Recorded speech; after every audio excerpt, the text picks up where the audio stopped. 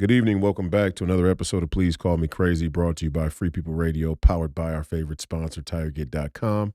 That's TireGet.com. You have to buy tires from somebody. You might as well buy them from us and help fund the movement, help support the movement. We believe in the freedom of movement, and that's exactly what the establishment wants to take from you now.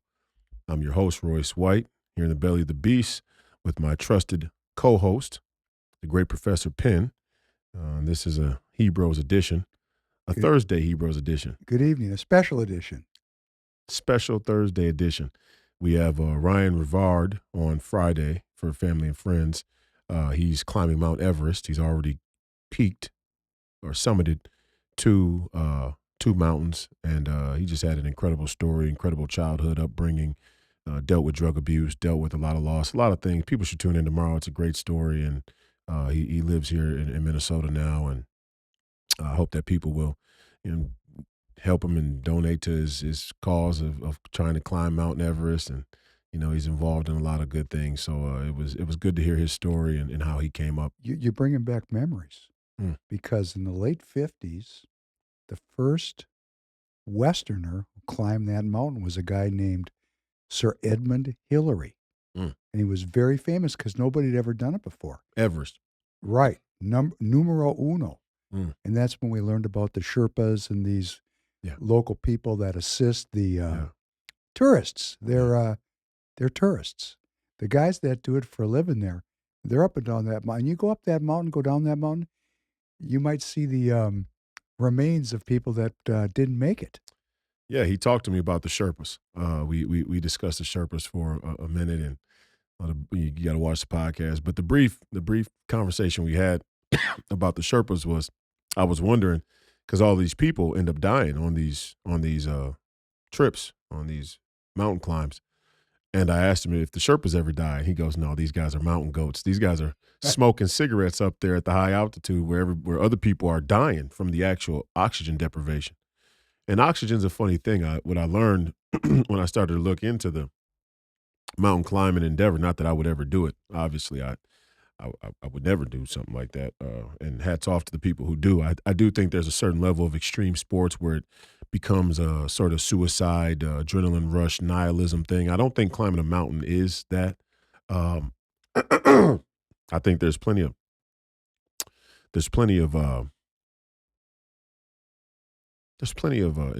sort of intrinsic value in accomplishing something like climbing a mountain. But when you get up to free soloing and you're climbing with no harness, now you're just playing Russian roulette. Yeah, you're just playing. You're just playing with God at that point. You're really just kind of spitting in the face of your blessing. Now, some people would say climbing Mount Everest is the same thing, but I think climbing mountains, as you'll hear tomorrow, is a much more precise endeavor. There's much more precision, much more tact and strategy and teamwork that goes into it than some of the other extreme sports. But anyway, yeah, he was just saying that the Sherpas, they're up there smoking cigarettes when other people are needing oxygen tanks. And it's interesting because what I learned was the oxygen and the altitude change is different for every single person every single time. So it makes it really difficult to train for what you may occur up there on the slope and up there on the mountain. Because, and he gave the examples, Olympic trained athlete wasn't able to finish. And a guy who doesn't train at all, just a regular guy, is able to summit. And it's just on that given trip, that guy's certain blood chemistry or oxygen, respiratory function or whatever it was, had an adverse side effect, and he wasn't able to finish the trip. So it's an interesting thing, interesting podcast tomorrow we got coming. But today, we got the great Professor Penn in. It's great to have you back for another episode of HEBROES. I'm kind of liking doing them every week. We're getting a lot of good response on HEBROES. I have to tell everybody, we're so busy. This is about the only time we get to spend any time with each other. I thought, we used to be back in the day, we got to talk to each other, right? Yeah. Now we got this political movement going, and we're just busy. We're just doing our own thing, and then we come together, and then I never know what you want to talk about, and it's always a thrill. Last time was a thrill. All right, let's talk about Gaza. Oh, that was funny. Well, today let's talk about women. Oh, great. Fantastic. Let's do it. This is what the podcast was about yesterday. Sex as a Weapon, episode 176. If you didn't get a chance, go watch that from last night's episode. Today, we'll talk about women. You know, I listened to Go ahead. Well, I listened to some of your podcasts this past evening, and I thought it was quite brave of you to raise the issue. I think your audience was probably surprised, and you took the issue on, and you took a position. You weren't mealy mouthed about it, and you basically, if I understood correctly, what you were saying was that socially, culturally, we have a growing gap between men and women, and that's a problem. And you actually brought it up as a problem. And I have to say, since I have been on the front lines of this thing, because I'll tell you where this thing started. Right here with Professor Penn. I mean, I was there in 1972. And I said this before. My entire high school went on the pill 1 year. And it was sold as regulating menstrual periods to relieve women's suffering. And it took the women about, a year to realize they were now sexually just like men, liberated. I don't know if just like men is the right thing. How about this?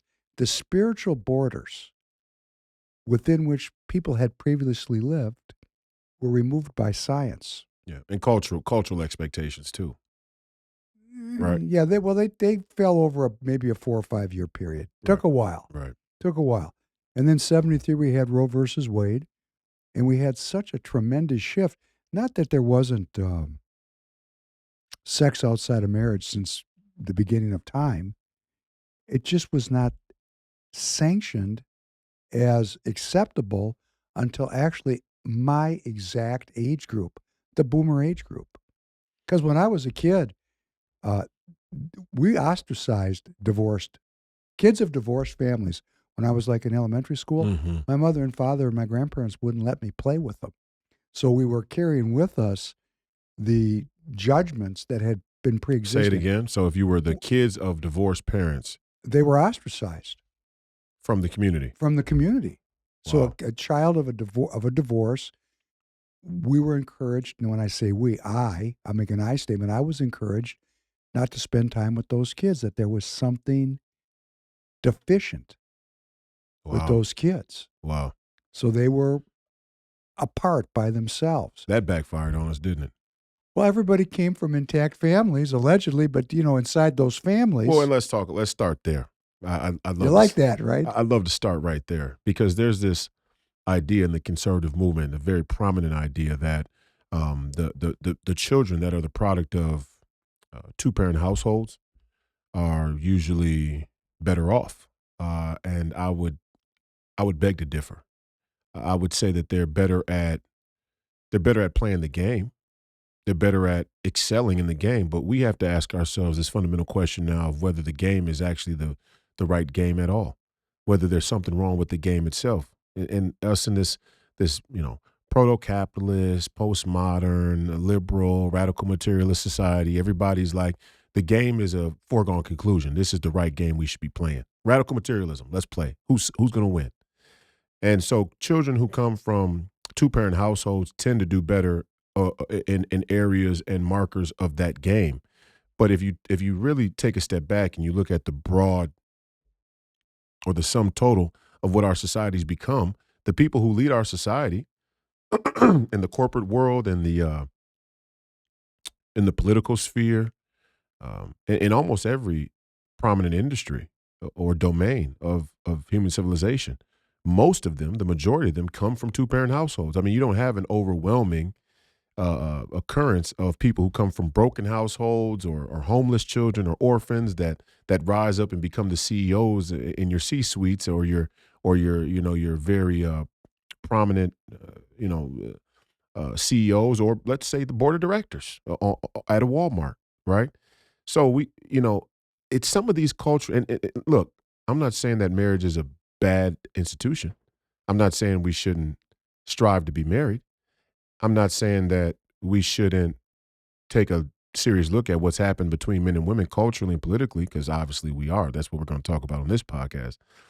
But I want to start by saying let's not get caught up in the boomerang ideologies, boomerang politics, and that's what we've done. I mean, we told ourselves this thing. Really, it was aimed at black people. I just want to be fucking clear for all you rhino boomer cons, because I hear it all the time. Oh, fatherless homes, fatherless homes. Did George Bush come up in a home with a father? Did Richard Nixon come up in a home with a father? Did Ronald Reagan come up in a home with? Did Bill Clinton have a father in his home?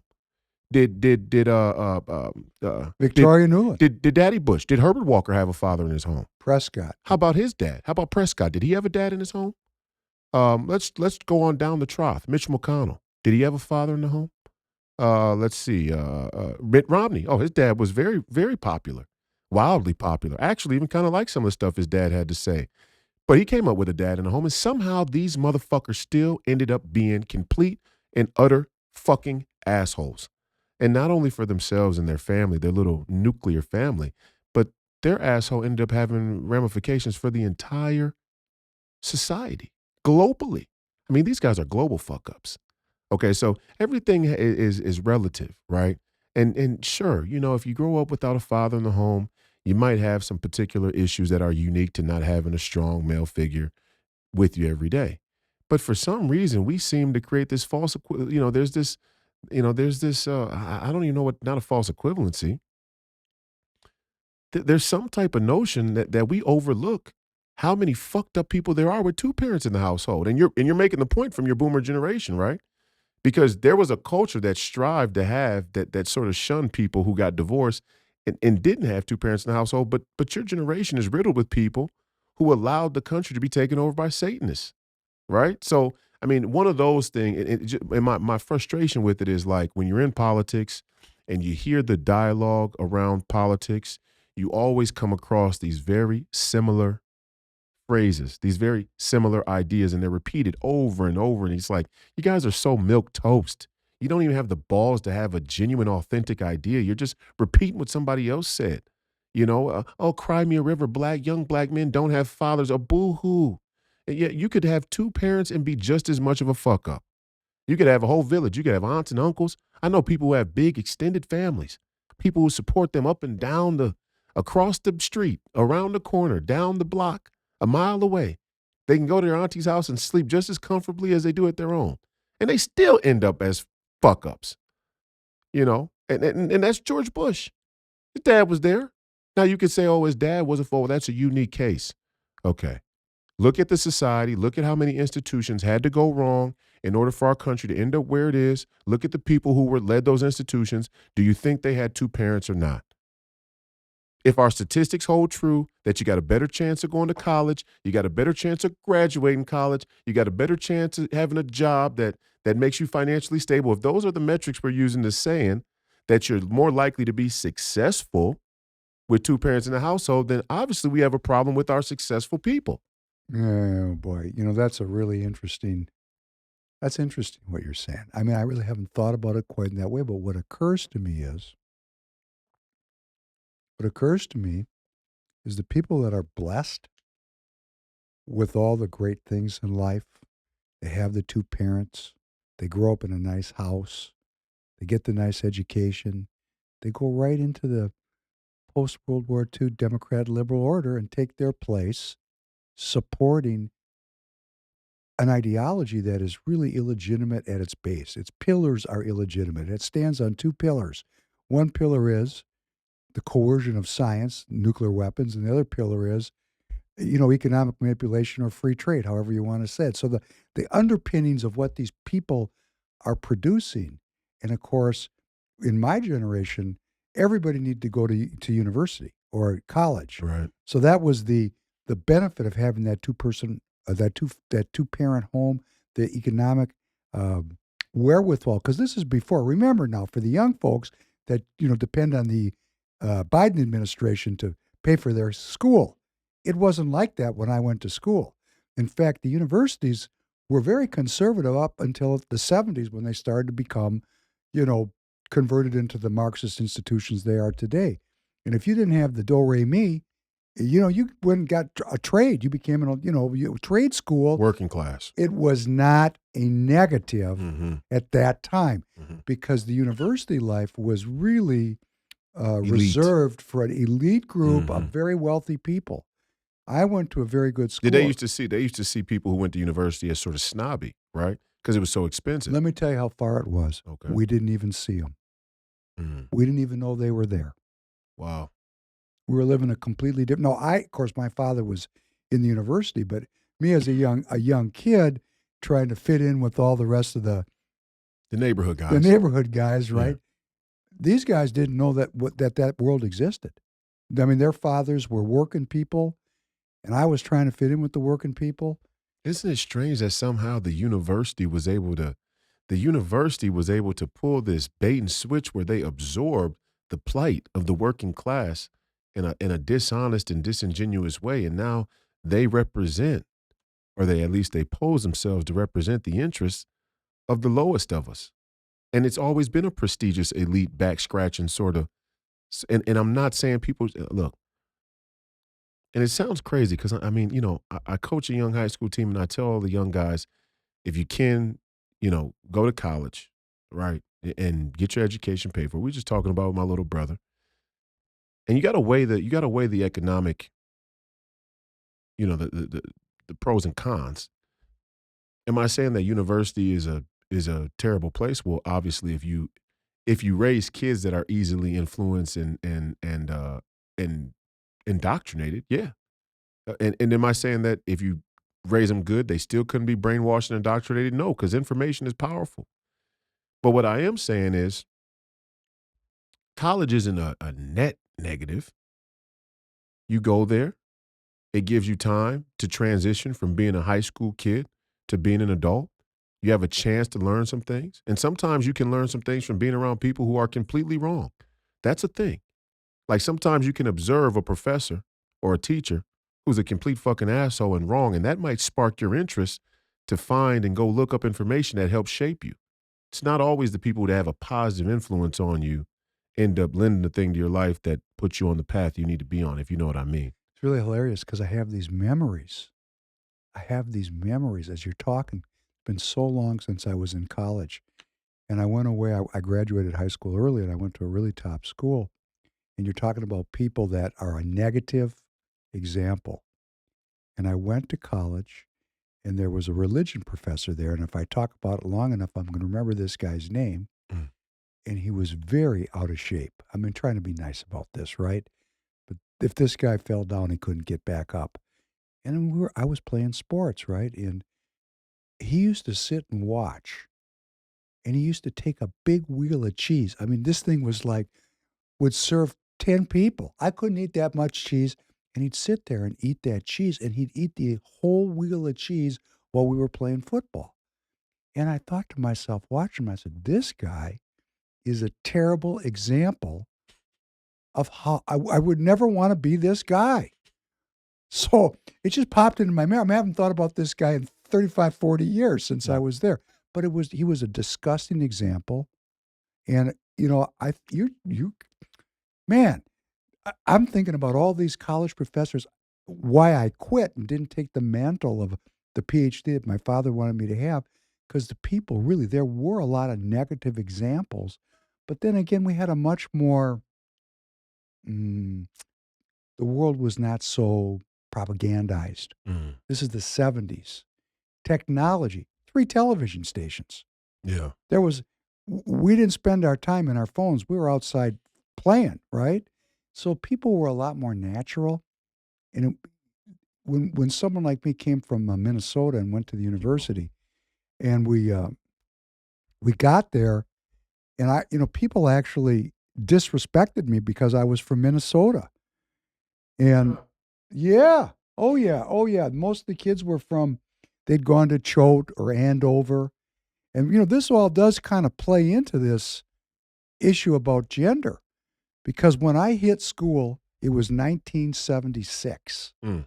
And that was at the height of no spiritual borders. None.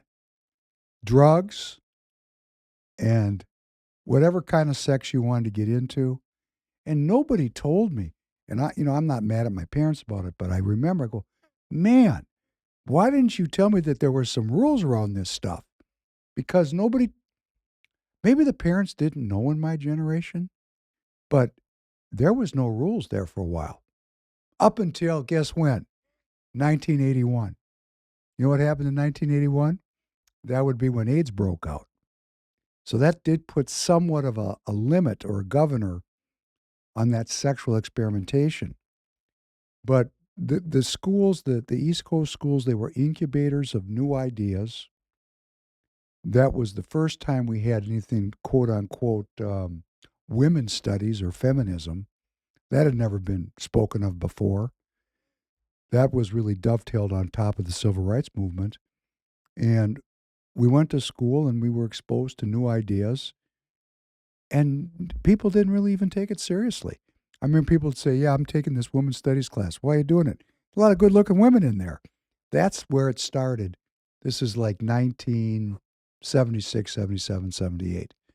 But at that time, roles were reasonably traditional. There hadn't been a complete overthrow of the previous hundreds of years of how people organized themselves. It was in a process of transition. It was I remember, man, this is memory lane. I remember being exposed to this kind of new radical feminist ideology. I was in a class one time and we were talking about such issues. And I said something, I don't remember what I said. And some woman looked at me and she said that I was heterocentric. And I had no idea what it meant. I had to sit there and go, okay, heterocentric. Yes, I am. I actually am heterocentric. And I got called into the dean's office for saying that I was heterocentric. And I don't know what else to say other than I was stunned, and was part of the reason why I left school, because it seemed to me to be rather bizarre. But the boomers, this boomer group that you're talking about, the boomer group that gave birth to the George Bushes and to the Victoria Newlands and the Kagans and all these people that are just corrupt. Yeah. They lived through this transition from the traditional to the postmodern. My age group exactly. You grew up in postmodernism. Yeah. You don't realize how traditional it was. For my age group. Talk about it. Tell me what it was like. I mean, I can see it. I mean, I just came from a funeral. I should share that I came from my aunt, my grandfather's mother's sister, who I believe was the youngest of her sisters who had passed after my grandmother. My great grandmother. Lean this way a little bit. Sorry, sir. My grandmother died young. She died when I was born, or around the time I was born. Fidela White, maiden name Fidela Rangel. And like I said before on the podcast, her mother helped build Our Lady of Guadalupe, the church on the west side, which is probably the biggest, if not famous, the Catholic faith institution in the Mexican community, but in the entire state of Minnesota. And just prominent, Mexican West Side St. Paul family. And my grandmother died young from stomach cancer. And I think my aunt who passed this week was the next youngest sister, if I'm not mistaken. And so I was at the funeral today, and that's always tough, but also good in some ways. When you get to be a certain age, there's just so much family. I mean, my family's so big. I couldn't tell you how many people were there. It was almost scary how many people there are that you're related to by blood, and you just never really get a chance to talk to or see. I mean, it'd be a full-time job just trying to keep up and say hello to everybody. I'd be texting people 8 hours out of the day, just keeping up with family. So it was good to get together and see people that you haven't seen. My auntie Genevieve, who is another one of their sisters, and used to sing Ave Maria at all of the funerals. but now she's a little bit too old to even do that.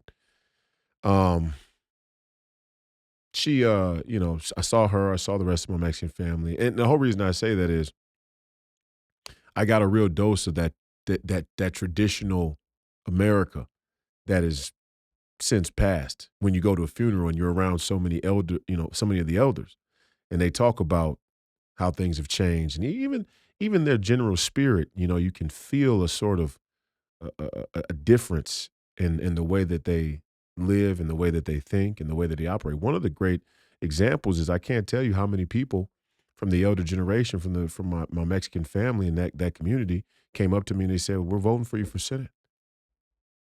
Keep going, keep saying we love the podcast."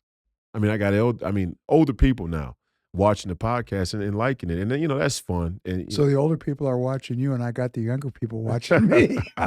Well, I had some younger people too. I had a cousin come up and say he loves the podcast. I told him I'd let him come on and talk a little bit, but he had to come up and get a picture and the whole thing. But it's just interesting. She passed, and she was married for, I don't know, 50 some years, 60 years maybe, to my Uncle Larry. I mean, out of everything that happened, and you live to be 80 years old, that's a pretty long life. It's not the longest life, but it's not young either. And we're sad that she went because she was just the sweetest person. I mean, she was really sweet. I mean, nobody in that church could say a bad thing about her. I mean, she really was like a saintly little Mexican woman. So she kind of come from the old generation. Yeah, and she, and what no drama. Yeah, and what we're most thinking about now, and the consensus is like, man, we're really worried for Uncle Larry, her husband, to lose his soulmate like that. And well, Uncle Larry might not be around very long. That's what you're worried about, and that's what we're worried about. Yeah, and so because he was so integrated with her, so one flesh. Just one flesh. Oh, and you're talking about a couple that exemplified it, and look, you could go knock on the door at Auntie Rachel's house any day of the week, and I guarantee you Uncle Larry come answer the door, and he's going to shout up to Auntie Rachel or vice versa, and you're going to sit down and share a cup of tea or a meal or something to drink or a story or something about Mexican heritage, or look at a picture book with the two of them. So you're saying they lived a very traditional kind of lifestyle. Yes, and I got a dose of that just today, and they had a good marriage. But it just dawns on me like how far we've come from that, but how much my generation never really knew it. Would you like to know how it was overthrown? Please. Yeah, because I was there on the front line. I am the tip of the spear. I am. You've never heard me tell this story. I'm going to tell you. Never heard it. So people know I was born Jewish, and I was born to a real interesting mix. My father was what you might call a Jewish Marxist. Okay, he was a very charismatic, good-looking. He was raised to be a rabbi. Just sent to rabbinical school, graduated from rabbinical school. And when he was in New York, they called these schools yeshivas. Mm.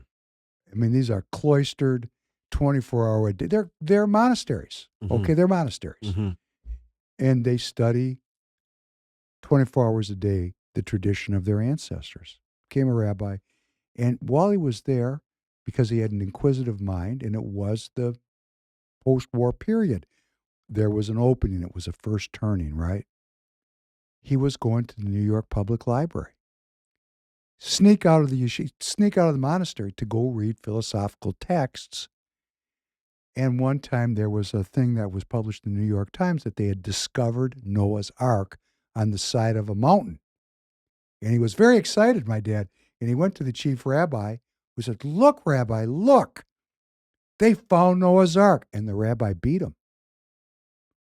Nachamal, Meshe. You have to look for the New York Times when the Torah tells you the truth. And my dad, because he had an inquisitive mind, resigned from that life. Something that I did to him later on. He quit the tradition just as I quit his tradition. things have a way of repeating themselves. He was very young and charismatic, and he was getting a PhD, and he was in his late 20s, and he met my mother. My mother looked just like Elizabeth Taylor, and she was the daughter of gangsters. And I mean gangsters. Mm-hmm. And she had decided that her path in life was incredibly principled secular humanism, because these people were both children of the Holocaust, so they had given up their faith because they couldn't square the circle of how could a loving God allow the destruction of half of their people. So they became secular humanists. And my father, who had a little bit more of the faith in him, my mother not so much because they were gangsters, they got married and they had me. And my mother had always wanted to be a foreign war correspondent, because she was alive during World War II. So she was already caught up in this change about the roles of women. But my father, traditional marriage, they got married in the synagogue, and 9 months later, here I came, and they were overjoyed. They had a firstborn son. I had all the rituals. Everything was good. But my father was a Marxist. And as a Marxist, identity politics, although it was very nascent at that time, was already on the rise. So my mother raised me, devoted herself to me. I mean, I was reading when I was 3 years old. And she came to me when I was 7 years old. And here's what she said to me.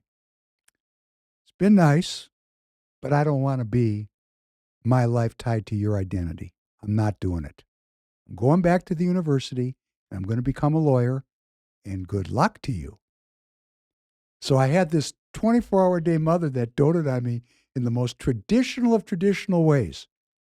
And then I came to a day and she said, abandonment. Whoa. Oh, really? Whoa. That will put you through some change. And my mother did it. She became, I think, the third person that graduated third woman that graduated from the University of Minnesota Law School. And then she went into really high-end activism and was on the front end of the women's movement. She defended when they had Wounded Knee, she defended those Native Americans that had gotten involved with the shootings with the FBI. And she was just a radical leftist attorney. And she was pursuing that in a very same way that we're pursuing what we're pursuing. In other words, she had sacred honor. Even though she wasn't a believer, she had sacred honor coming through, culturally transmitted, and she dedicated herself to what? To destroy change. She wanted to destroy the traditional society, the conservative society, the white Protestant society that was the dominant power at that time in the 1960s. She was at the front end of the civil rights movement, women's rights movement, anti-war movement. Well, why would she come and tell you that? I mean, that's just a terrible thing to do. Because she didn't want to live her life as in a the role of a woman. She wouldn't. She was one of the cutting edge people in the society that did that. Wow. And she just let me go on my own. What do you mean on your own? Then what? She wasn't around anymore. That was the end. What do you mean? Or wasn't around anymore? We had breakfast in the morning, and I went about my business, and she went about her business, and we were done interacting, basically. That was it. She had her life. She was dedicated to the cause. She was in the movement. She was So where were you then? What did you ended up being with your grandmother, right? I ended up, my grandma, I ended up living a life of sex, drugs, and rock and roll there because I was lacking in spiritual borders because I was left parentless. So even though where was Dad then? My dad was also in the movement. They were committed to the movement at the same level that you and I are doing it today and making the same sacrifices. There was a meeting every night or a protest every weekend. And those people in those days in the 60s, they were serious. It's not like the people today. They weren't fucking around. Oh, they were out getting their asses kicked. My dad had his ass kicked many times, got arrested. He chained himself to a fence at the University of Minnesota. Yeah, they were serious about it. They were really serious about it. And my mother was, these people were nationally known. And of course, this is being a little bit like a psychological session. Now, I've thought this through and talked about it before, just now with you. But it was a huge abandonment for me. Yeah, of course. Because I was raised traditionally. And then my mother passed off to my grandmother. And my grandmother raised me. And your grandmother was religious. And both my grandmothers were religious, and they were both traditional. In fact, my grandmother, So your rebelling non-traditional mother hands you off as responsibility to your traditional grandmother, and thus you end up being more faithful and religious and conservative than she is. And she said to me, "Did you vote for Donald Trump?" And I said, "Not the first time." She said, "You mean you voted for him in 2020? I said, "Well, as a matter of fact, I did." And here's what she said to me. And people have to understand how intense people can be about politics, because it says in Matthew 10:34, mother-in-law will be turned against daughter-in-law and father against son. Mm-hmm. And you might have to give up everything to have faith. And my mother also knew that I had, become Christian along the way, which, even though she was not in any way, shape, or form religious, that bothered her because she's got some issues. Anyhow, this whole thing has taken me down a rabbit hole. I'm just losing it because you've taken me into some, but the reason I'm talking about it is actually me. I have a mother who actually gave up the traditional, and yes, my more religious grandparents raised me.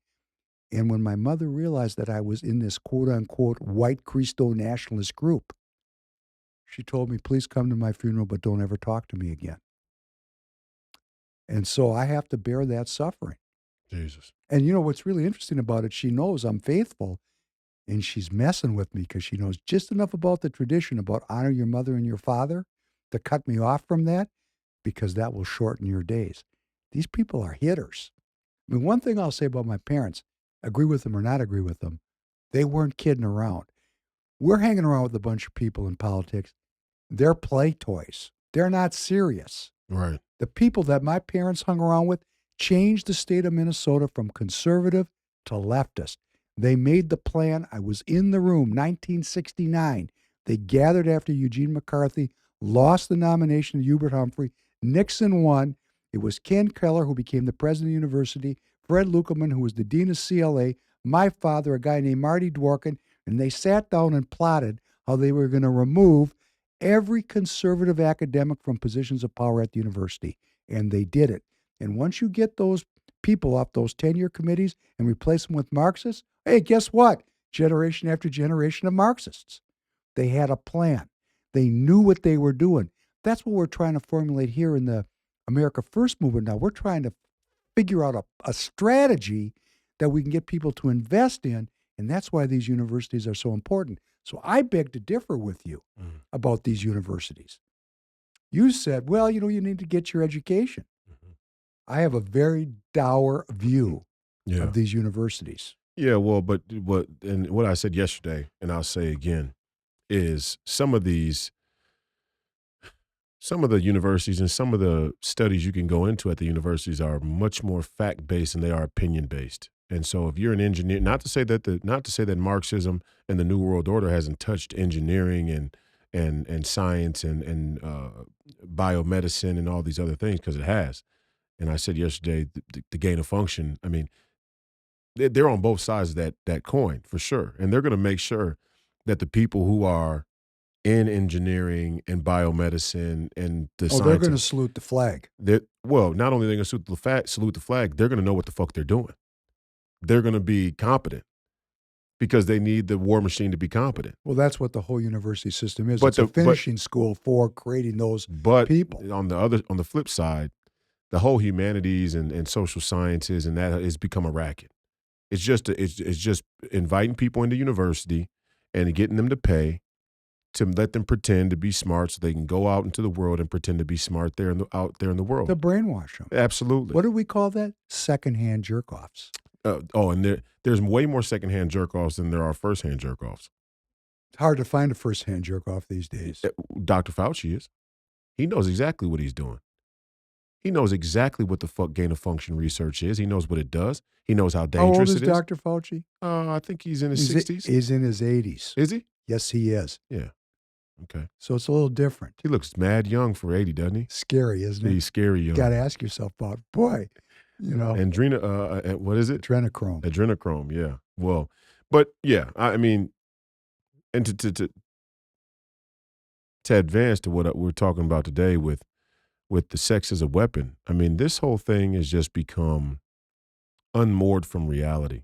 It really has. It's just, I can barely make heads or tails of it. I mean, the lack of logic, coherency, the lack of consistency, and basic first principles in the women's rights movement are almost laughable, right? I mean, they really are. And the scariest part is men aren't willing to laugh at it, let alone confront it. I mean, now, but increasingly more. And Andrew Tate, for any criticism that you have, you may not like him or whatever the case is, but the Andrew Tate sort of phenomenon, first of all, it didn't start with Andrew Tate. It started with Jordan Peterson, and it didn't start with Jordan Peterson, but Jordan Peterson really in the viral era of the internet, during the TikTokification, you could say, of the internet, reels and sound bites and YouTube and whatnot. Jordan Peterson really is a very benchmark story for the new wave of men that are rebelling against radical feminism, right? And so he kind of led that. But Andrew Tate followed up, and now he's the brash sort of, just straight sound bites, more radical version. But what they're saying is so important. I mean, it really is. I mean, Andrew Tate, you could say, okay, he's theatrical, he's a little, obnoxious and whatnot, and fine, I can agree with some of that. But what he's saying is so important. And what Peterson was saying was so important. And a great example was when he sat down and he did the interview with the GQ reporter, who was obviously a liberal white woman from the UK.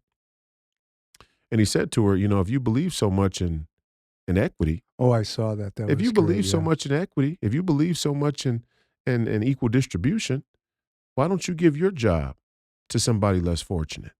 And she comes right out and says, no, I'm not going to do that because I don't think it's going to change anything. Right. So he called the bluff of the committedness of the self-sacrifice being directly in the first degree. Hard to be a self-sacrificer when you're a materialist. Yes. And that idea right there strikes at the heart of this whole fight between men and women. And really it's the fight to save our country. It really is.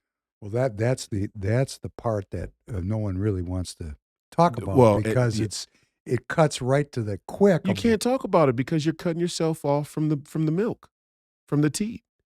You're cutting yourself off from the mother hen. Yeah, some of us have been cut off so many times. In every direction, though. It's not just your. My mother, because of my political beliefs, will not talk to me. Yeah. I mean, there's. If you unpack that, we can just keep going, but not. We could end the podcast. We could end it right there. That's it, right? But and it's not just your romantic pursuits. I thought about this last night after listening back to the podcast, and I talk about the cuck society, but when I really think about it, the cuck society, the epidemic of cuckery, extends well beyond your romantic pursuits to all the women in your life. It's your mother, it's your grandmother, it's your sister, it's your, it's your aunt, it's your girlfriend's mother, it's her grandmother, it's your daughters. Can I give you a perfect example? Yeah, go ahead. So I am the cutting edge of this, historically, culturally, anthropologically, and I've thought about it my entire adult life. And I've been saying since about 89, maybe 91, 91. About that time, that's when men were disarmed. When I was, talking about that period of time with the university people, these university people would get together every weekend, almost every weekend on Sunday, and have like a brunch. I can even remember they were making something called a Belgium waffles and quiche, and they had a whole thing they were doing. It was all the top people from the University of Minnesota. And about once a quarter, one of the women would come in with a black eye. Yeah. Because in the 60s, these guys hit their women. They just did. I mean, it was terrible. They did it. And the women didn't complain. They came right to the parties with the black eyes. But about the late 80s, it became very clear that there would be no intimidation or violence tolerated socially, because it was tolerated. I don't think it was encouraged, but it was tolerated at the beginning of my life. There was violence against women that was not sanctioned culturally. And then between the 60s and the 80s, it became very clear to all men that that was over. And men like, some of them, like for myself, I mean, there's no glory in that. Yeah. So I used to say for years, hey, you know what? I'm waiting for women to grow up in here now, because in that space where there's no emotional or physical violence allowed, Yeah. I'm waiting for women to stop saying things that are hurtful. I mean, come on, you've got your equality, right? So here's the equality. The equality is this. The equality is I'm not going to hit you, because if it comes down to that, it's not equal. Right. So if I, as a man, am committed, which I am committed to, because I think it's righteous, not to parasitize the weak. Right. Well, could we just not have emotional violence, unchecked emotional violence? Of course not. But that hasn't abated, has it, in your generation? Abated. What? Emotional violence. The racket of women being able to say any and everything they want to men. Yes, that's abated. It's the same as it ever was. No, it's on steroids. Great. No, it's not only not abated, it's on steroids. Well, that's going to kind of contribute to cuckery. And it extends to what I talked about last night with this Me Too movement. I don't think people understand how dangerous this is. It's not about one accusation against one individual man. It's not about what actually went on between men and women. This is a cultural mechanism now that will be used to discredit any man with a heterosexual past that steps up to challenge the status quo at any time, whenever they want. And it's very easy to see. And that's not conjecture. That's not a theory. We can play the thought experiment out. Man X steps up to challenge the status quo. If he's ever had sex before in his life, how easy is it to discredit him by saying that he was a rapist? That he was a rapist. Yeah. And that tells you the answer. And I don't even think we're willing to think about things like that, which is really the problem. It's not even the Me Too movement and the rape thing, or the reputation tarnishment thing. It's the lack of critical thought, and then that's not on women. But women are certainly being used as the cudgel against freedom and liberty everywhere, and they think they're the vanguard. That's they've actually created a culture, a global political culture, where women believe their movement of rights is the vanguard of freedom. They're being used to pillory freedom and liberty in their own name. I mean, it's the sickest, Greek tragedy. And what's scary about is they're being used. Oh, no, it's worse than, yes, they're being used, but they don't know they're being used. No, oh, they do. They do know? Yeah. Oh, that's the scary part. I was getting there. Oh, really? Absolutely, they know. They know the trade they know the deal they're making. They do? You think the black bourgeoisie, you think they don't know? You think they don't realize that when they say white supremacy is a scourge, that most of them work or are doing the bidding or puppeting, doing the puppet deal for white corporate elites that just happen to fall on the Democrat side of the aisle? You think they don't know? You think LeBron James doesn't know who his masters are? You think pick somebody. I mean, I don't know who. Pick any of them. You think Kevin Hart doesn't know who his masters are? You think Charles Barkley doesn't know who his masters? They know. And I'm sick of this whole. So they're just playing a role. Oh, they're playing a role. Oh, that's very distinct from the Jewish bourgeoisie that are all in on the New World Order and think they're doing the right thing. No. Yes, they do. No. They don't know. Oh, they know. No, they don't know. Oh, no. I disagree. They all know. Are you Jewish? They all. I'm telling you, as a Jewish man, I don't think they all know. You think so? They all know. I'm stupid then. No, the Jewish bourgeois. I must be stupid. I don't think they know. Yeah, they know. How do you not know? If you don't know, you're at a level. Because you believe it. You're propagandized. If you don't know, you're at a level of stupidity and denial that can only be counted as the same as being in on it. That's why we say, doesn't matter if you're in on it or ignorant to it. At a certain level, it's all the same result. But come on. I mean, what are we talking about here? Let's go back to the women. You think the women don't realize that I use the OnlyFans, and I think people think it when I say OnlyFans, and immediately they're like, well, this is a caricature of the situation or obnoxious because OnlyFans is such a small little niche of the entire global reality. It's like, why are you bringing up OnlyFans? Those are just so many girls. You have no idea how many young women are trying to break into OnlyFans to be able to sell nude content. They've actually automated all of the old jobs that women did out and replaced it with porn. And you don't think and you think you've escaped misogyny? You think you've escaped the radical the male patriarchy? You think you've escaped the tyranny of men and the sexual subjugation of men by starting an OnlyFans account? Why? Because the payment processing fee you barely notice? That makes you a radical materialist. And I don't think people understand the fundamental. Women certainly don't, especially women my age, but I don't think women up and down the trough understand the fundamental mechanisms of some of these ideologies that now serve as the roadblock for them to even fight for freedom. And I do think they know. I don't think they understand it, but I think they know. Well, in other words, they know they're giving up their freedom. They know they're selling out. They know they're giving up their freedom. Yeah, they know they're selling out. Their dignity and freedom. Oh, come on. Give me a break. How do you not know? How do you not realize that if we tell young women that the cornerstone of their political power is the right to kill, the only thing, the most valuable thing that they mean to the human existence. I'm not talking about socially or economically or militarily. I'm talking about the existence of the species, of humanity. We cannot continue on without women. That's just a fact. Now, women also can't make babies without men. That too is a fact. But the two go hand in hand. How can you tell women that the sole source of their political power is all rests upon their right to choose? That in and of itself is democracy. That in and of itself is a degradation of the female existence. And they've taken it up as a mantle. And they don't know?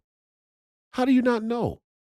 How do you not know that basically what men have done, what Democrat men have done, is turned you into an idiot? They're telling you, you don't need to worry about any other issues.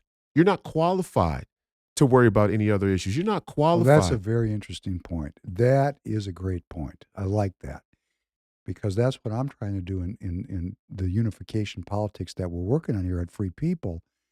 And I say to myself, if women understood the relationship between abortion and the military-industrial complex, a culture of death, maybe they would eschew and would reject the military, because traditionally women were at the vanguard of the anti-war movement. That's right, of course. So that was a way, as Lenin said, the best way to control your opposition is to lead it. And they gave women this alleged political power, and they've abandoned the traditional role of nurturing, protecting, like for me in my life, before my mother exited. Mm-hmm. Jewish men, stand up, die. Stand up, killed. My mom did not want me to be a man. I'll give you an example why. My middle name is Lawrence. Lawrence with the W is kind of a manly name, Larry. But my middle name is Lawrence with a U. French. Can't trust the French. She did not want me. So like when my mother and father, my mother never went to any of my high school baseball games. They never watched me play hockey.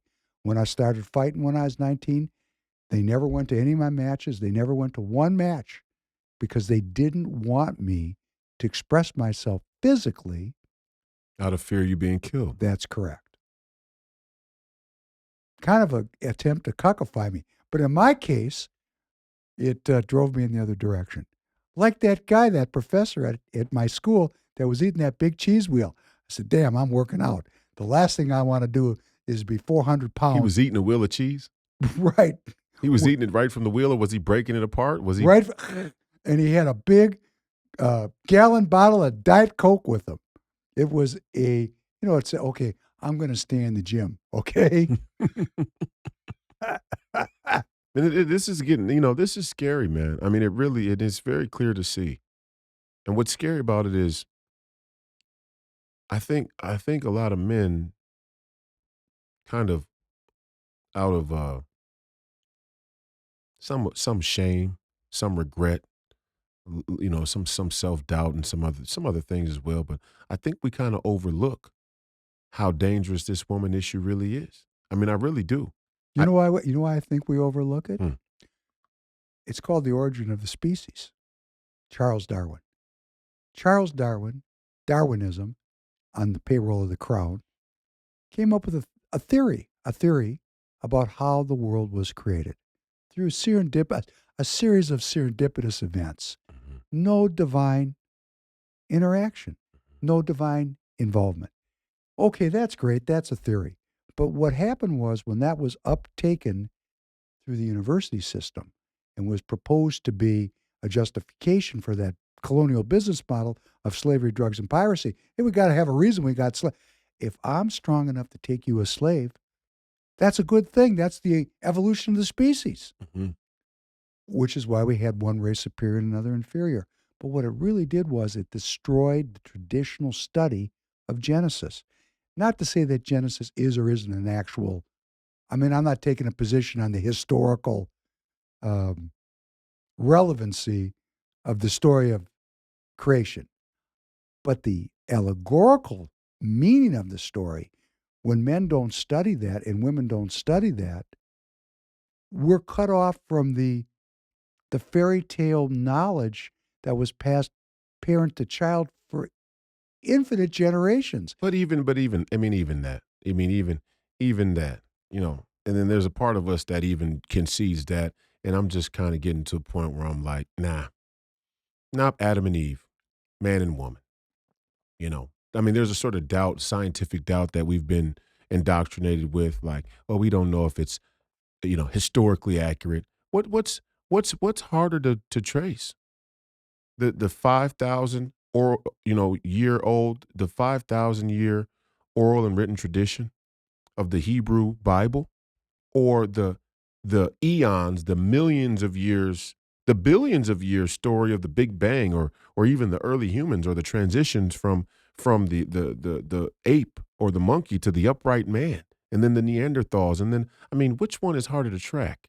It's like some of these people with this Inuaki shit, and it's like, hey, do I think that there are aliens out there?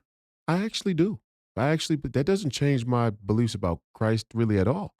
Um, but even if there are aliens out there, um, why would you think that your stories are easier to track than Christianity? Your stories have 250,000 years of gap. And you think this is a really interesting one. If a species is so intelligent that they could achieve interstellar travel, intergalactic travel, and they were able to keep a record, these ancient tablets and documents that people always reference, the Inuaki and all this stuff. If they were that smart, you don't think they're capable of InfoWars? You think they're so smart that manipulation and deception is no longer a part of their existence? You think that's only a human thing? You think as you get more intelligent, the proclivity to be deceptive doesn't increase? I mean, isn't that the story of the Garden of Eden? And people go, and the Satanists make this argument. Why would God want to keep knowledge? Because knowledge without wisdom and faith is dangerous. Knowledge itself isn't a net positive. And people really believe this is the scientific method. This is the heresy of the scientific method. This is the trap right here. I said, one of the four heresies of the West. The first one was the scientific method. The idea that knowledge, that the acquisition of knowledge is always a net positive. And actually, the acquisition of knowledge nullifies or overcomes the material advantage that might be between man and woman. Explain that. Well, I've said this. I mean, I've done a lot of fighting, and there's a lot of women that show up and want to fight now. Okay, Of course. but okay, sure, Then they want to call the cops and say they were beaten and abused. So it's very typical. My point about this is that the tree, the knowledge of the nature of good and evil, and Eve was seduced, and then Adam was seduced to have that apple, that's a metaphor, because when Eve got that knowledge, it equalized the sexual differences between them in terms of size and power. That's why in the Jewish tradition, the word for knowledge, Sophia, is female. It's a female idea. That's why we have the gun. It's the great equalizer. You're a giant, right? Mm-hmm. I mean, I wouldn't be afraid to fight you, but I'd probably lose. Mm-hmm. Just on age and size, right? Well, if I had a gun, which is really part of that knowledge, science, mm-hmm. the fruit of science, hey, it's a different game, isn't it? So the story for me, or one element of the story that I really relate to, is the use of knowledge, of science. It's right there in that story. The scientific method gave human beings power and changed the natural relationships of things between humans and God in ways that and we're living in that right now. I mean, this is why I say that the pillars upon which the Democrat liberal order rests, and the Democrat liberal order is anti-God. It does not stand on faith, it stands on science. And the scientific method has yielded these nuclear weapons, which is no different than a one-shot pistol, which is no different than that apple. And those nuclear weapons are coercive. It is not that people in the world are participating in our Democrat liberal order because the philosophy, like Christianity, is something someone adopts out of a deep-seated need to resolve the existential crisis in their life, and they adopt it because it solves that issue for them. Mm-hmm. They adopt it because of the shiny objects delivered to them by science, the little beads, and they give up their freedom for those beads.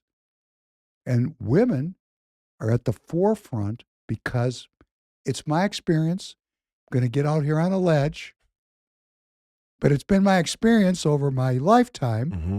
that women are, and really at this point, even in my current relationships, more interested in the material than I am. I live my whole life by faith and not by sight. And my woman look at me and say, "You're stupid. I'm not focused on making money. You're dumb."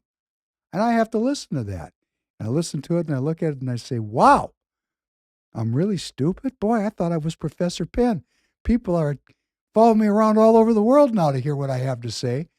And you think because I'm not making money, because I'm passing on the opportunity to devote my life to material gain, to sell out.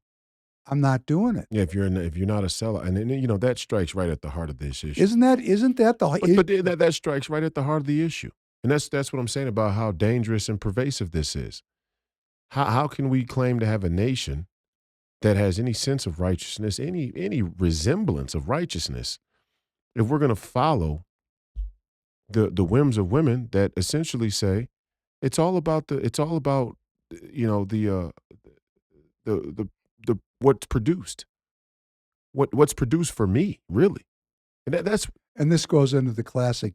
We don't have to look. I don't have to look. The Me Too thing, and the Me Too is the herald of the New World Order. People got to be clear about this. The Me Too movement is the herald of New World Order. The kangaroo courts that will effectively render any men ineffective, that will effectively render all men rapists, discredited from challenging the status quo. Donald Trump. Absolutely. Racist, fascist. Racist or rapist? Let's just leave it there. Those are the two punchlines. Rapist, racist. Rapist or racist? One or fascist. The other. No, they got the trio working on them. Fascist, rapist. Yeah, but the racist. fascist one people don't even really understand. They don't even know they don't even know what fascism is. I mean, most people now you're talking about shit that people don't really get. They're just saying words like communism, like capitalism. They don't even know how the shit works. When I said communism, capitalism, the same thing, people look like I had 3 fucking eyes. They don't know how shit works. They're just saying words that mealy mouth people repeated they saw Joy Ann Reid say. That's not the reality. But when it really boils down to it, you're a racist, you're a rapist. When they can't rebut the ideas, they resort to those to rape and race. This is what it's come down to. Gene Carroll gets up on Anderson Cooper. Oh, you played that last night. Unbelievable. Even Coop looked uncomfortable. He didn't look uncomfortable. His head was blown off his shoulders. And the scary thing is she was actually telling the truth. It was just weird for her to say in that context, given that she had accused a man of rape. And then she was kind of half-ass flirting with him, too. It wasn't half. It was obvious. And that's kind of why he chuckled, because he's like, don't you realize I'm gay? But that doesn't matter to her.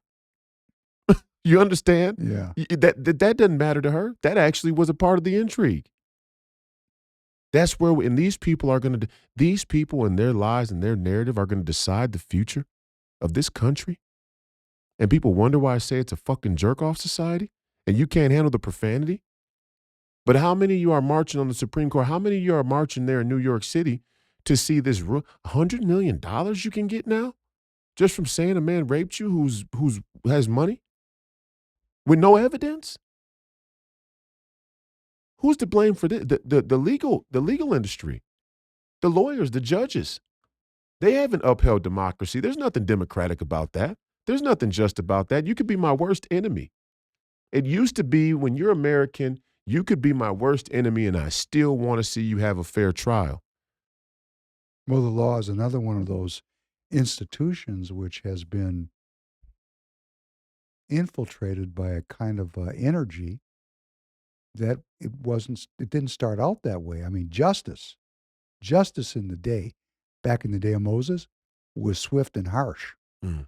And then over the course of time, it's become influenced by Sophia and become quite different and quite selective in how it metes out its penalties. But, this is another thing which everybody knows, but has to be said because it's disgusting for me as a man that's lived through this for 40 years. The boomer generation, I don't know what it is in your generation. The boomer generation, it was sex for money. That's what the marriages were. Now, maybe they're different now, but... What do you mean, sex for money? The boomer man, Mm-hmm. my age exactly, didn't gain sexual rights through being smooth or spiritual, righteous. Just money. You could be ugly as a stump and get yourself a badass looking woman and have sex for a few years. And then she divorced you and took half your shit. Mm. And that was just the way it worked. Mm. And that seems to me quite unrighteous. Yeah, but I just reject the whole idea that we've created this culture where we play this game. We beat around the bush with women, and that is the sign that is what I mean when I say the cuck society.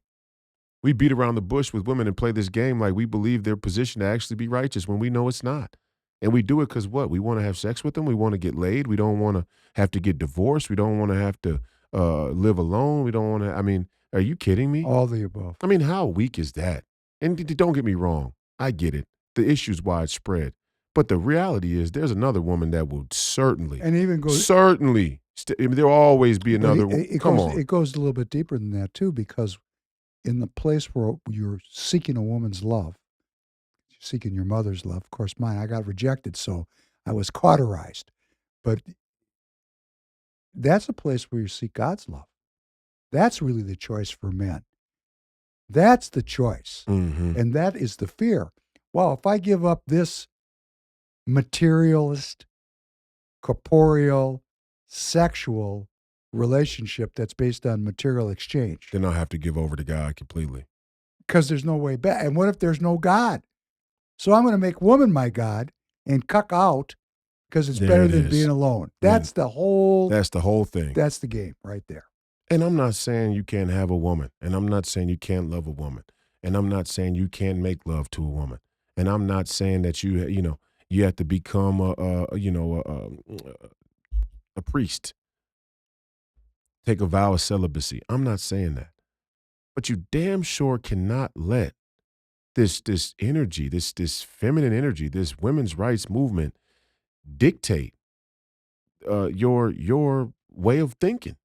And it's becoming I'm not talking about your average guy who's involved in some weird cuck, cuck scene on some porn site. I mean, that's just that's a caricature of it. That's another angle. I'm talking about Secretary of State Blinken putting out a memo that you can't say grandfather or grandmother in the State Department. They were flying gay pride because flags. it's offensive to the State Department has been flying the gay pride flag at the U.S. embassies all around the world. That's how far Blinken is into purveying this new ideology of the post. And you think it's not a psyop? For those who don't understand, the State Department, when you say the State Department, we really mean the CIA, right? They're definitely funded through State Department appropriations. Okay, and you think that's not a psyop? You think they're not involved in the psyop? I think Gloria Steinem was a CIA agent. Yeah. Yeah. The whole women's movement, one could say, was a creation of the security state to destroy the fundamental building block of society, which is the relationship in a family between a man and a woman. Now, interestingly, China's family structure is more intact than ours here in the United States, but it's also degrading. This ideology, it's global. That's my point. It's a global, viral, women don't need men ideology. Mm-hmm. That's where we're at now. And they tell me, hey, you need me and I don't need you. No, but it's not that women don't need men. And that's what we got to stop letting people say. It's not that women don't need men. It's that women need men like Secretary of State Blinken. They want to be the boss. There's a big difference. And it is worthy to know. So the man, you need a man, you want a man to be subordinate, to be submissive. Right. To be subordinate. Yeah. And it'd be one thing. And they're very upfront about it. I got this going on in my own life. Go ahead. Clean the house. Cook for me. Do what I tell you to do. Fuck you. It's, triple fuck you. And, and I get this thing. I'm just, me. Go ahead. You go ahead. Well, I'm just saying, I got the same thing going on. It pisses me. It pisses me off. This really bothers me. But it's a viral thing. That it's all over the world. All women are. This really bothers me.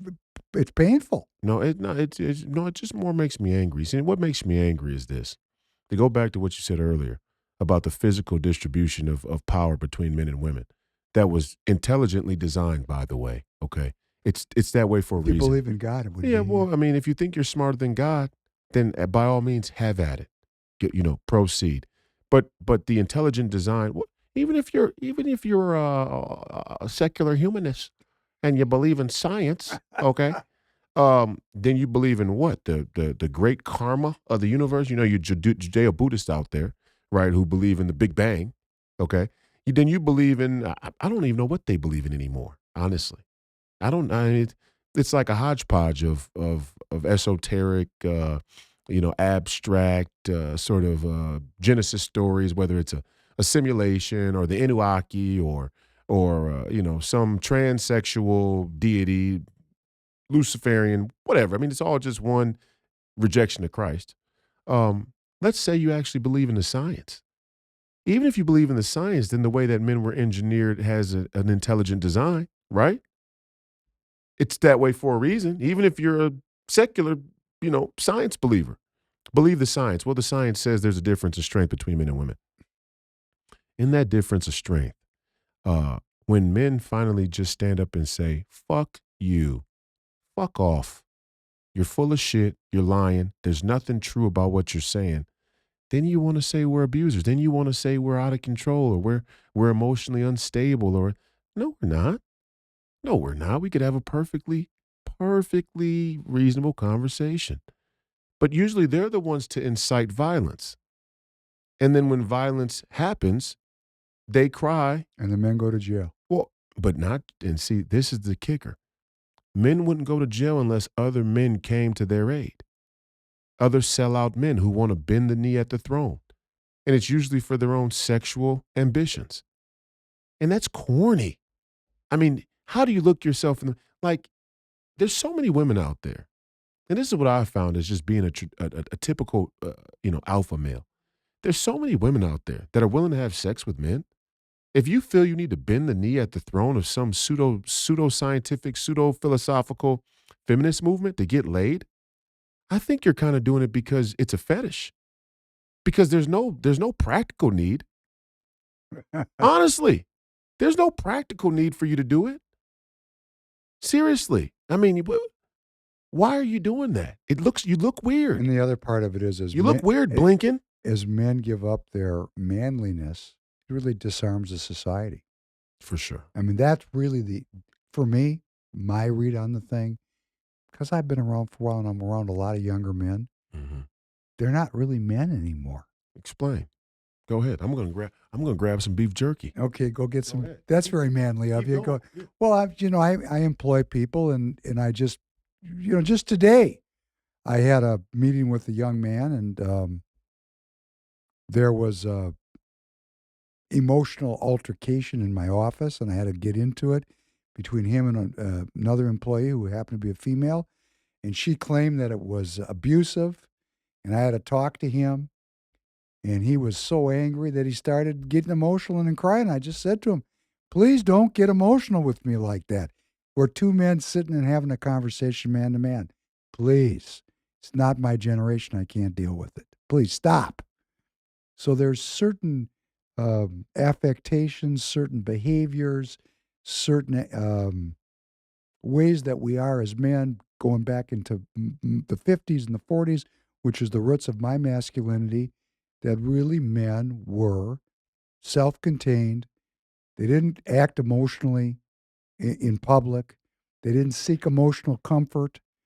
They were the rugged individualists. It was part of the great outdoors, the great West. It was the John Waynes, the Kirk Douglases, the Richard Widmarks, the William Holdens, people that, the young people probably don't even watch these movies. And these men were men. And here's what a man was. You can do anything you want to do, but don't step on my blue suede shoes. And all of a sudden, people don't have any boundaries that way. And this, of course, now when we have men that don't have boundaries, this, of course, leads to more crime, and this creates more need for governance, because this is what I really think this whole thing is about. When you remove people's spiritual borders, like I'm a man, I have spiritual borders. Okay, give them up. You want to get some sex? Give up your spiritual borders. Otherwise, you can't have sex. I realize there's a big supply, but I'm just saying on the individual, one-on-one thing. Mm-hmm. And it happens millions of times. And people give up their spiritual borders. They're giving up their self-governance. And when you give up your self-governance, people do really weird shit, and they need to be governed. So this whole thing we're talking about between the sexes is part of the erosion of independence, of individuality, of creativity, of self-defense, which necessitates and justifies the security state, which in fact created the very event to have the result of government being in control, of dependency. And what's the most dependent thing is a woman who, when push comes to shove, is going to hit 911. And those guys that you're talking about are going to show up and take her significant other or boyfriend or husband to jail because she is dependent on the state for her security. She actually is. Now, the rest of these guys that are doing it, these conservatives, whoa, that's a whole other category of weird. But the women actually have given up they've traded their interdependence with men. And the only thing a man is good for, and I learned this very young in my Christian walk, shield, cover, and protect.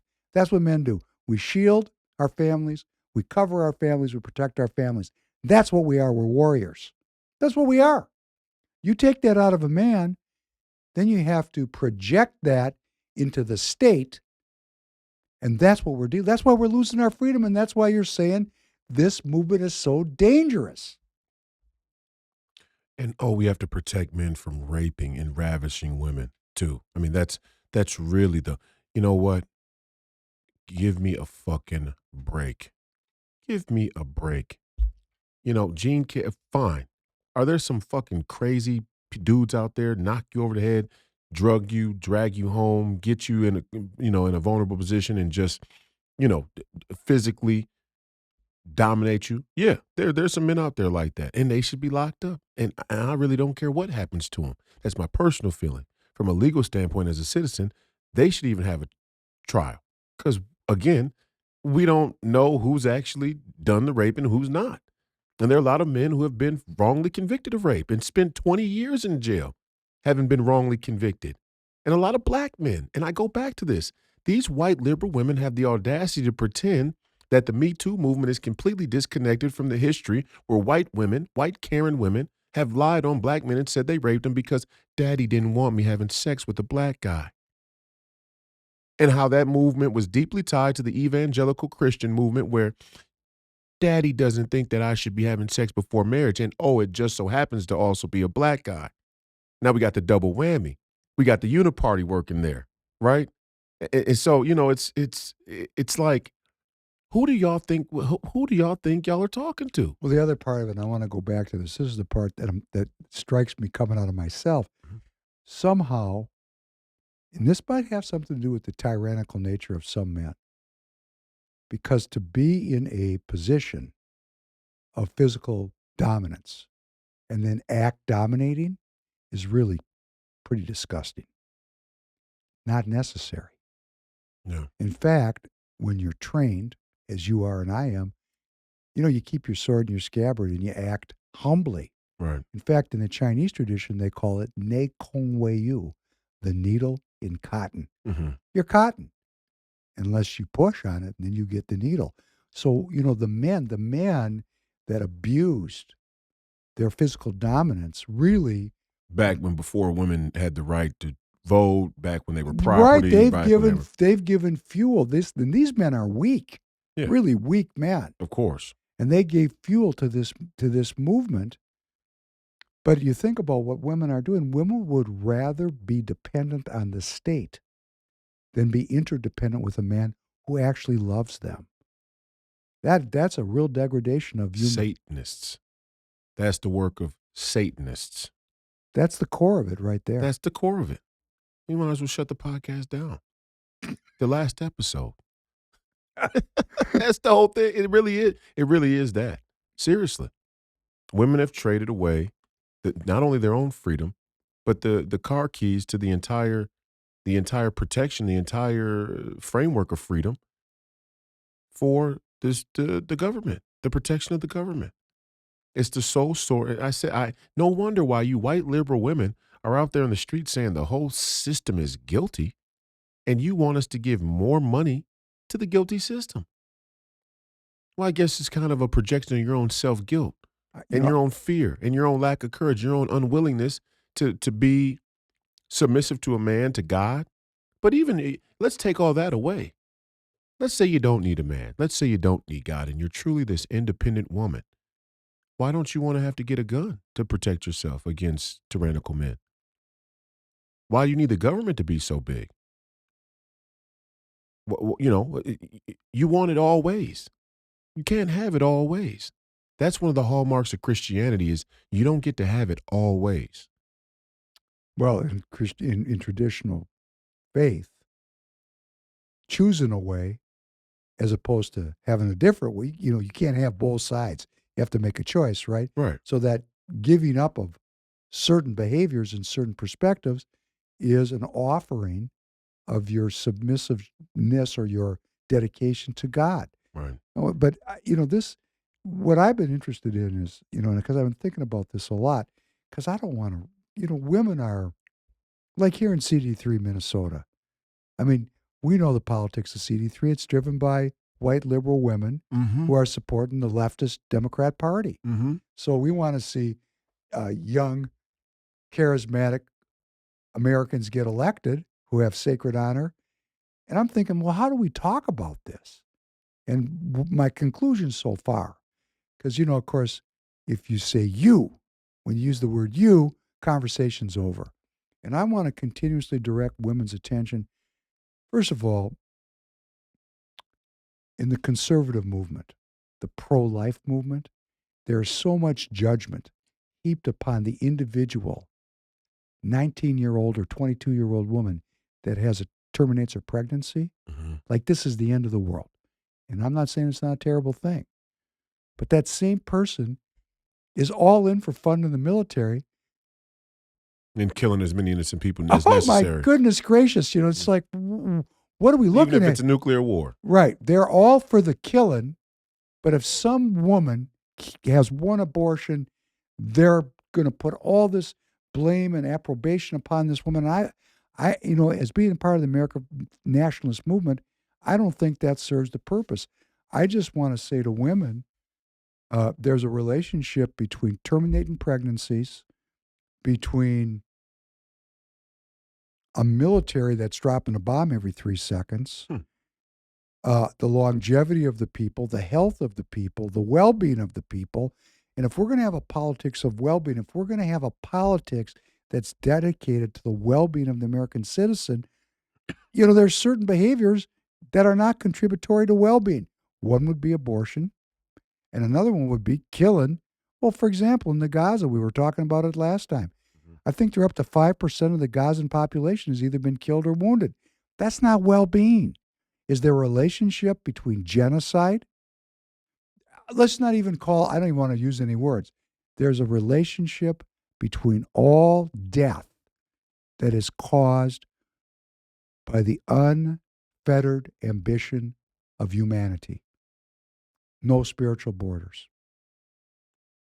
It's all related. And I'm hoping that women will see that and they'll look at all this violence and death and see their relationship to it. It hasn't happened yet. It hasn't. They're celebrating it. They're celebrating it. They seem to be all in on the Ukraine. But now, let's go back to Jean Carroll.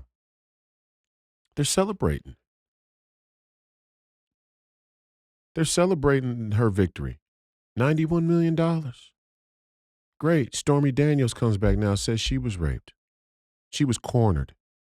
And I got to talk about this again because maybe, I know we got a lot of boomer listeners and I know we got a lot of Christians and Catholics and people who are genuine conservatives and may not even really be in touch with the world that I've seen. I used the example about 50 Shades of Grey last night and how there is a growing culture of what some would call sexual depravity, but let's say sexual experimentation, sexual fetish, and the boundaries and the ethics and the standards of the modern sexual culture have not been sorted out.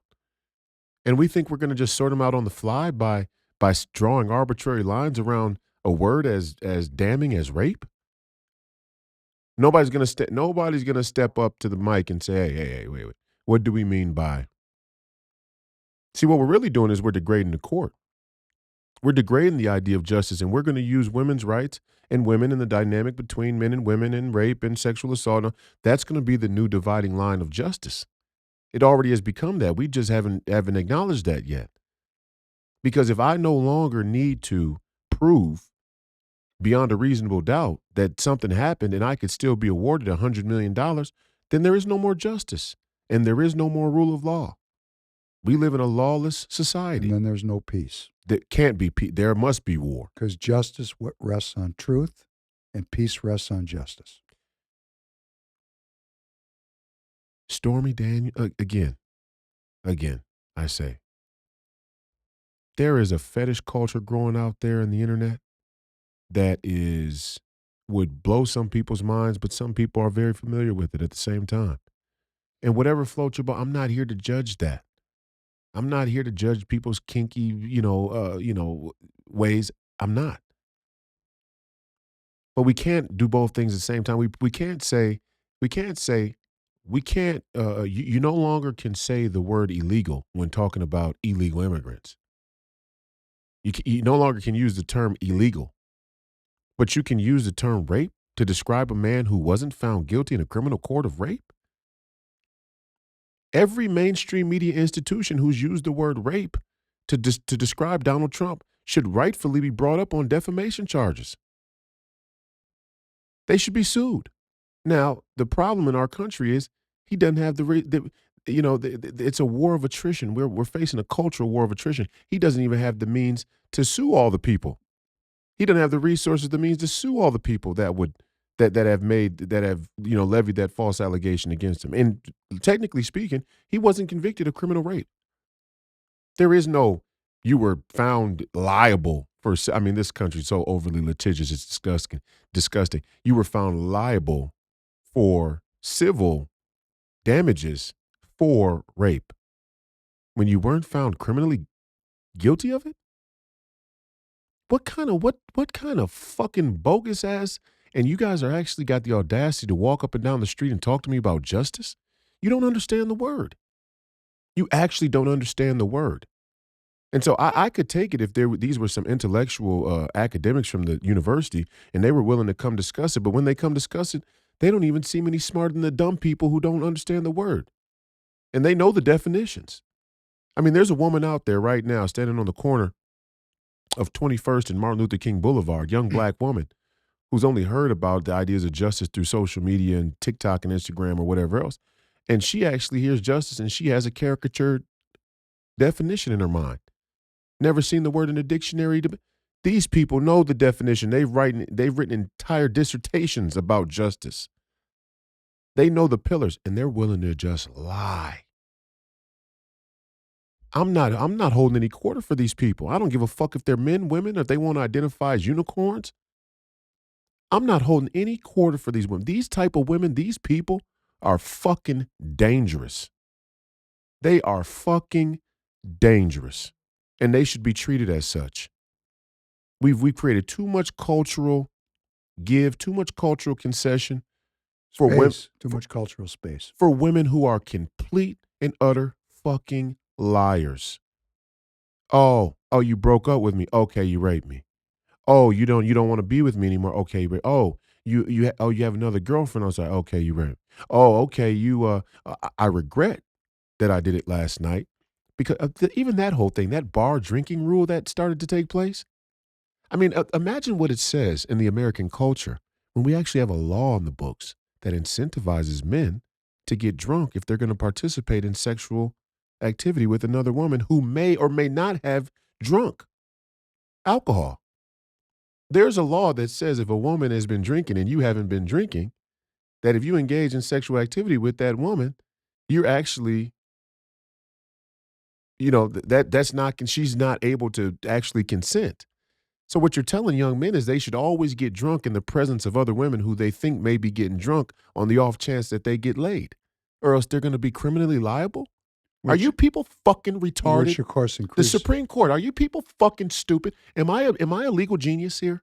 No, honestly, am I some type of fucking prodigy? No, I'm not. But the extension of that is the lack of spiritual boundaries that are associated with drinking is going to increase the opportunity to have an unwanted pregnancy. And what I'm saying is at the level what we're dealing with now, the real herald of New World Order is not men who get wrongfully convicted of rape. That's terrible. That's an infamia against justice, no doubt. A man rotting away in a cell for 20 years for a rape he didn't commit, or a rape that was fast and loosely defined, that's an infamia. But the real issue in it is, anytime the establishment, the corrupt status quo, gets ready to discredit a man or break a man or destroy a man who could actually change things for the better, they're going to use that. That's the biggest problem. That no men are going to be able to rise up who challenge the status quo who don't face this. It's not just Donald Trump. It's any of them. It's anybody. It's going to be me. It's going to be you. It'll be my son. It'll be my great-great-grandson. The way we're headed, anytime a man steps in, a heterosexual man. And guess what? At the end of the day, we have such a proliferated hypersexual culture. Let's say you're a man who actually doesn't have sex, that chooses abstinence and celibacy. Who would believe you? How do you prove it? How do you prove that a man never had sex before? That he's actually a virgin? Who would believe it? I mean, the whole thing now is engulfed in this sexual taboo. This sexual culture is at the root of our inability to move forward, in my opinion. Well, it seems to be a battle of the sexes. As they said, man and woman, love and marriage. From someone that goes back into the traditional period, uh, I'm somewhat sheltered from a lot of this because I don't have the perceptual gateways to to look into it with the depth of someone much younger than me, someone 30 years younger than me. I'm I'm seeking a world that's brings about well-being for the American citizens. So I want somebody to make a case for me how celibacy or not having a family, not having children Mm-hmm. is somehow better for the well-being, being alone. I mean, that's another thing too. Being alone Yeah. is just, I think, a challenge for your well-being as a but of course, if you're in a bad relationship, that's worse than being alone. No, no, I don't know. I'm not buying it. Depends on how bad. Our definition of bad is so soft. It's like I tell it's so soft. We're complainers, we're whiners. It used to be when you committed to be with a man or a man committed to be with a woman, it's till death do us part. Do the good, the bad, and the ugly. Now you're taking the bad part of that whole saying and you just put it up there. I mean, we've put it up there on a pedestal like, hey, you don't want to be in a bad relationship. All relationships are relatively bad. Well, I mean, what kind of fucking psychotic fairy do what kind of, I know what fairy tale you're living in. The one where you could tell a young boy he could cut his penis off and not become a eunuch, but become a woman. It's a Remember when fairy I tale. said I was looking at it from my own lens? Okay. When I say a bad relationship, Mm-hmm. I mean an physically abusive relationship. That's bad. And you know what? Well, who's going to stay in a physically abusive relationship? You'd be surprised. I would be. You'd be surprised. I'm just telling you what's going on in my generation. These people actually think that look, you got no clue. And I think, and I really say this to you, but I'm saying it to all the boomers out there that are listening. I don't think you have a real clue what the soft crumble of spiritual borders in your generation that just manifested into, hey, we're just going to have sex when we want because there's the pill, has now become something dark. I mean, really, really dark. And it's not just kinky, it's dark, it's sadistic. And it's not just dominance, and I say this because I've actually experienced this on a personal basis, where without divulging too much, but I'm just going to say it, you know, and I said it last night. I try to, and I'm going to be more transparent about it because if they come to witch hunt me, I'm going to be that person who can give the world an insight into a world that they may not know exists, or that maybe they've never looked at in the context of politics or public figure or whatever the case may be. But when I was younger and running around and I was an athlete and there's different women and the whole deal. What I encountered, what I saw, what I heard, but even more importantly, what I encountered myself personally. Choke me, spit on me, choke me till I pass out. I'm not doing that. I'm not choking you till you pass out. What if you die? I'm not, first of all, that actually doesn't interest me. Now, what's scary is there are probably some guys out there that would interest. And I have a hunch that if a woman's asking for that type of thing, then she's probably ran into a guy who would do it. And I'm not even passing any judgments on them, although we rightfully could. But my point is that's how crazy it's gotten. But these are the same women talking about don't objectify me sexually. I've actually seen it. No, you're not getting it. I've actually seen the same women who say, choke me, spit on me, slap me, turn around and be the ones on social media going the hardest advocating for women's rights and the non-abuse or misogyny and patriarchal tyranny of women. They're the same cohort. And when I look at Jean Carroll, I see she said it. I mean, this is what I'm talking Rape about. is sexy. She said it. Right. I'm not, this ain't a theory. I've actually encountered the Jean Carrolls. And Anderson Cooper's head blew right off his shoulder. He couldn't get her off the screen fast Coop, enough. Oh, really, Coop? Really? You little fucking Finocchio, you? You're going to act like that was surprising? And I said that he acted surprised. And he was acting surprised. Because that entire mainstream media, Hollywood liberal cohort, they're all into that kinky shit. Bohemian Grove. And now we're getting into conspiracy theory, but come on. I mean, we know what the frat and the sorority and the whole secret society and the sexual sort of leverage and the Jeffrey Epsteins and what are we talking about? It's all connected here. And it's not some far out thing. Well, you know, when you say it's all connected, that makes a lot of sense because you know, there's these serial killers of women. Mm-hmm. I mean, they're actual they're not real human beings. They're kind of like killing machines that are out there. Yeah. Broken, mind broken. Mind broken. And they're killing women. And that's almost a tyranny on all women. So it is all connected. I mean, that's a real kinky thing, right? That's the rage, the unexpressed rage of millions of husbands that have to suck it up and take an ass whipping, denied out into the energy that becomes focused on this killing machine. Oh, shit. That then kills women. That's dark. And then the men take a secret pleasure in it because it kind of controls their women to some degree. That's the unseen world of the spirit. Whoa. What are you talking about right now? I'm saying the millions of husbands. You just blew my mind. Hold on. The millions of husbands who have to shut up and take it. Who are these killing machines you were referring to, though? You mean like serial killers? Serial rapists, yes, killers. Because they're not real people. They're fragments of people. They're not real.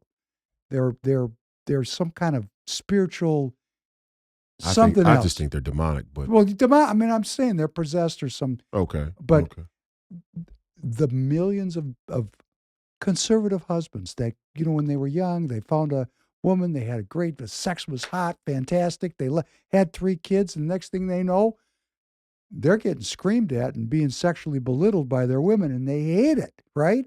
So they can't leave because the court will award the because of the material, their fear of giving up the material gain.